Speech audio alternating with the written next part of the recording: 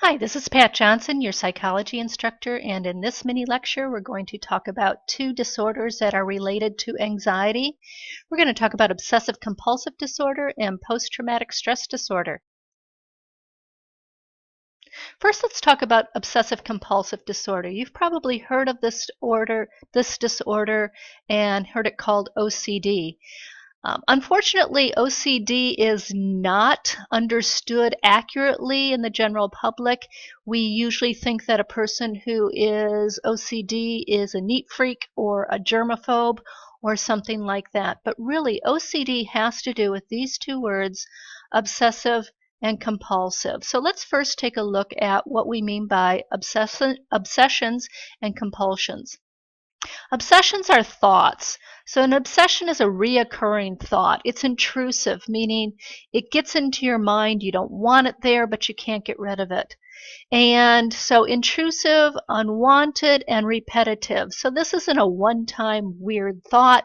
It is something that goes around and around and around in the person's head. They can't get rid of. They want to get rid of it, but it's a very disturbing thought. A compulsion, on the other hand, is a behavior.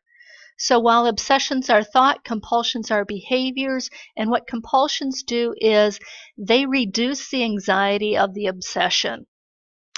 Now, often obsessions and compulsions are logically linked. So if I have an obsession that I left the door unlocked, my compulsion might be to go check. But obsessions and compulsions aren't always logically linked. Sometimes compulsions have to do with the person having to do a specific ritual a specific number of times. So let's take a look at some common obsessions and compulsions.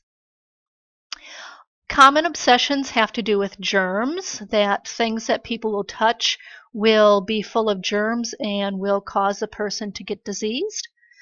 Sometimes the obsession has to do with things going unlocked and the person worrying about whether or not they left something unlocked.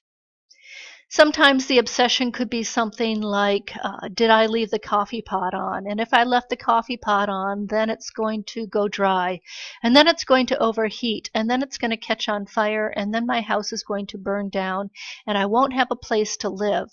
And as I go through this obsession, hopefully you can see just how intrusive, how over the top and unwanted an obsession would be like this one.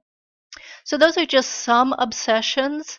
And when the person has an obsession, then they will do their compulsions. And often compulsions have to do with checking. Checking is the number one compulsion. So if a person fears that they left a burner on, then they're going to go back and check their stove, check their oven. If they fear that they left the door unlocked, then they're going to go back and check locks. It could be washing their hands. And it's not washing hands once, it would be washing hands, let's say, 15 times or 100 times to where your hands are red or raw or bleeding or something like that. So there are these repetitive compulsions. I've known people with OCD who have compulsions there where what gets them back in control is putting things in order or alphabetizing things or doing a ritual a certain number of times. Those are typical compulsions. So this is a very unpleasant disorder to have. It doesn't necessarily have anything to do with being a neat freak or a germaphobe, but it does have to do with trying to get rid of these irrational thoughts. Now let's move on to post-traumatic stress disorder. And post-traumatic stress disorder is usually referred to as PTSD in society, but what I want you to key into is this word post-traumatic.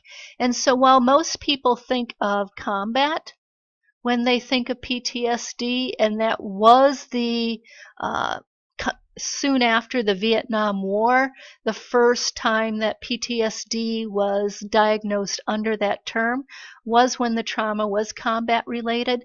But in PTSD, we're not just talking combat, we're talking about all types of horrendous trauma. So it could be a natural disaster, and I don't mean having a snow day or having a hurricane warning. I mean, a natural disaster like a tornado flattened your house, or you got caught in a tsunami, or the hurricane water crept up into your house to where you had to be evacuated. It could be a violent crime like being held up at gunpoint or seeing somebody else killed, or a rape. Those could be situations traumatic enough to trigger PTSD. It could be combat related. That certainly could be a traumatic situation that could cause PTSD. Now, the person with PTSD has to have a certain number of symptoms lasting a certain length of time, and if they meet the criteria for this, then they would be labeled as having PTSD. So let's look at some of those symptoms.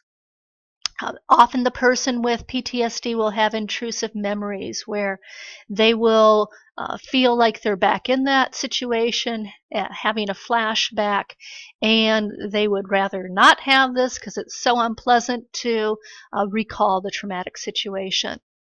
The person with PTSD will often have nightmares and or insomnia, where it's greatly affecting the quality and quantity of sleep. The person with PTSD will often experience social withdrawal, where they don't want to be around other people. Even people who love them dearly and care about them, the person with PTSD just feels very distant from other people, or are pushing people away because they feel abnormal and they don't think other people can understand what they're going through. Often people with PTSD will have a heightened startle response where they will be hypervigilant and really jumpy to loud noises, especially if those loud noises sound similar to the situation that caused the PTSD to begin with. And there's a real numbing of feelings in the person with PTSD. Often people with PTSD will deny that they're having any problems because this is a disorder that is really can come on the person suddenly. A totally mentally healthy person after a traumatic event may develop PTSD, and a person who has never experienced anxiety that is overwhelming before in their life all of a sudden does have a mental illness that is very disturbing. So it's very common to try to self-medicate with alcohol or other drugs, and that can spiral the person even further downward. So if you or a loved one are experiencing symptoms of either OCD or PTSD, the good news is that these disorders are treatable, as are all the anxiety disorders, and we know more about treatments. Some of the treatments are drugs, but certainly not only drugs. Some people do very well with just behavioral and cognitive therapies. So that's PTSD and OCD.